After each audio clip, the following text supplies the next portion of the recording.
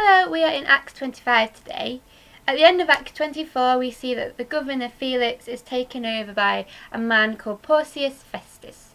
Paul is still in prison and he is brought before this new governor and the Jewish people who keep shouting all these false accusations against Paul. And Festus says to Paul, well, shouldn't this trial be held in Jerusalem because that's where the Jewish people are based? And Paul's like, no, I want to take this trial to the governor.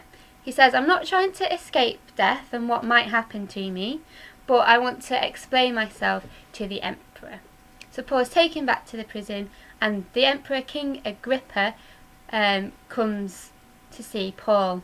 And this is a big deal because the emperor is obviously a really important person and he's in charge of everything that goes on. And Festus tries to explain everything to the emperor. He explains that the Jewish people are offended by what Paul is preaching. They believe that this guy called Jesus is dead, but Paul is preaching that Jesus is not dead, but he is alive. And at the end of chapter 25, we see Paul being brought before Agrippa. This would have been really intimidating, and it says here that King Agrippa came with his wife with all this pomp and all this importance, and this might have been really intimidating to Paul. But what we see in the next chapter is that Paul is not intimidated by this and shares his faith. What we can learn from this chapter, when Paul is before the governor Festus, he says that he's not afraid of death. He's because he has said that, do you want to go to Jerusalem for this trial? And that is where Jesus was tried and where Jesus was crucified. Paul says no, because he wants to take this to the emperor.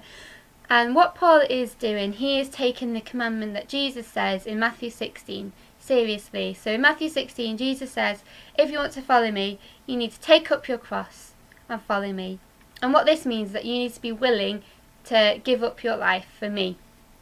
And Paul has accepted this. He says that he's not afraid to die for his faith. And what we can see through a lot of Paul's story and through the book of Acts, people willing to give their lives. Because in some countries that is reality. They might die for choosing to believe in Jesus because they're not allowed to do that in their country. It's against the law to worship Jesus. But they're willing to give up their whole lives to read their Bibles and to worship him because they recognise that Jesus is worth it. And as Christians in this country, we need to have that same mentality. Fortunately, we won't get put to death. We're allowed to worship Jesus freely. But how can we pick up our cross and follow him in this country? It might mean willing to admit our faith to people we know think Christianity is stupid, be willing to look a bit like an idiot, like what Karen said in the other video. When people ask us if we're a Christian, we need to be willing to say yes and stand up for what we believe in. It might mean we have to sacrifice our time, so maybe instead of playing on the Xbox, we go and spend time in prayer and spend time with Jesus. Or maybe it's giving up our whole lives to serve the poor, serving Jesus, telling people about Jesus with our whole lives.